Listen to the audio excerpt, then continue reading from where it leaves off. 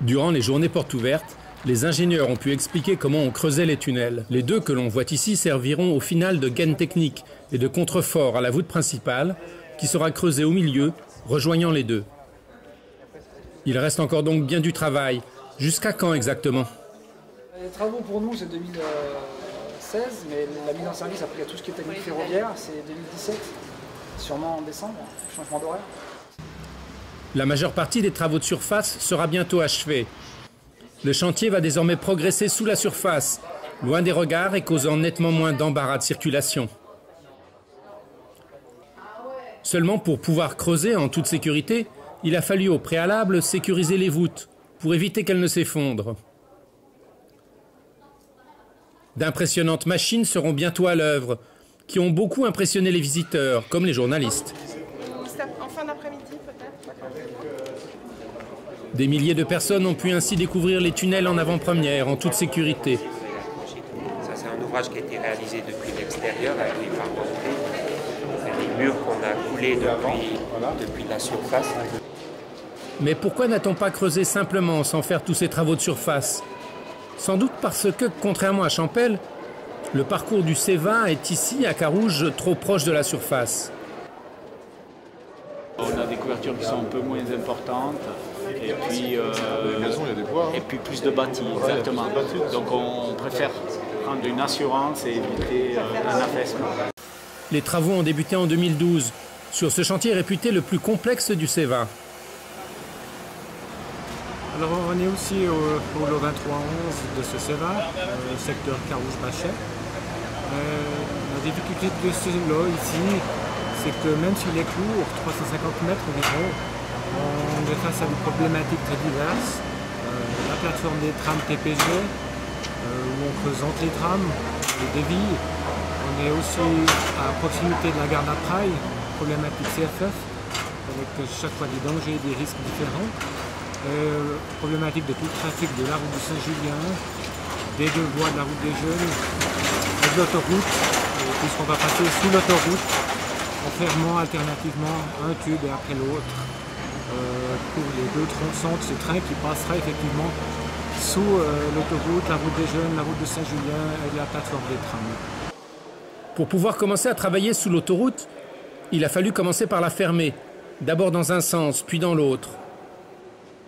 On a fermé à côté, fait les travaux, réouvert. Maintenant on a fermé ce côté-là et le 6 décembre on rouvre. C'est une tranchée couverte, hein, donc ça veut dire que le train va passer dessous. Ouais. Encore à peu près, ici il y a à peu près 9 mètres de terre à enlever encore. Donc pour faire ça, on a bétonné 2 gros murs d'1 mètre d'épaisseur, 16 mètres de profondeur, donc on a creusé avec une machine, bétonné, et ensuite on va bétonner une dalle d'1 mètre d'épaisseur, 1 mètre 30 d'épaisseur en moyenne, et une fois que cette dalle est bétonnée, l'entreprise va monter une tente de 10 mètres de haut sur laquelle on va chauffer pour réduire le temps de séchage du béton et pouvoir poser l'étanchéité.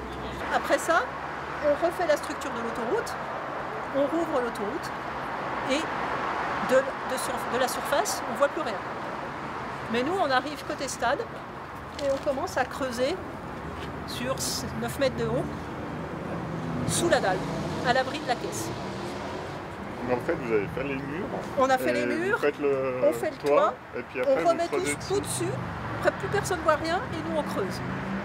Et vous, personnellement, vous faites quoi? Moi, je ne creuse pas avec mes petites mains. Moi, je suis géotechnicien, c'est-à-dire que je fais la liaison entre le béton et le terrain.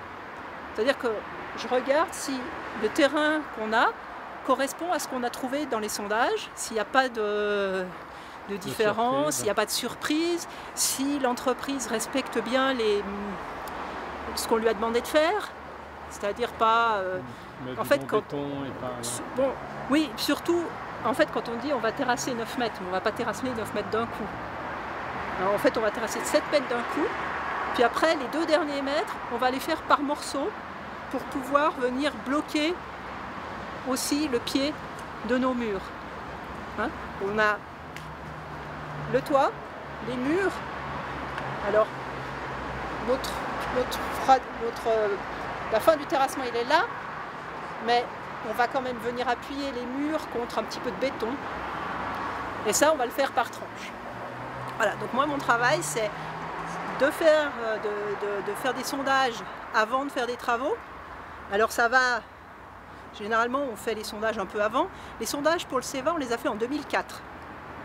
Le chantier proprement dit, il a commencé en avril l'année dernière. Donc c'est pour vous dire, des fois, si jamais vous voyez quelqu'un qui vient avec une sondeuse à côté de chez vous, ça ne veut pas dire que demain, vous allez avoir un immeuble. Ça veut dire qu'il y a un projet. Donc je fais ça. Après, en fonction, avec les résultats de ces analyses, on peut faire des calculs pour dimensionner les murs, savoir la largeur qu'ils doivent avoir, l'armature qu'il faut mettre à l'intérieur. Et ensuite, de temps en temps, on suit des chantiers. Et sur un ouvrage aussi conséquent que le CEVA, on a un suivi de chantier assez intéressant. Une fois la gare terminée, Pinchat sera le quartier le mieux desservi du canton. Fin 2017.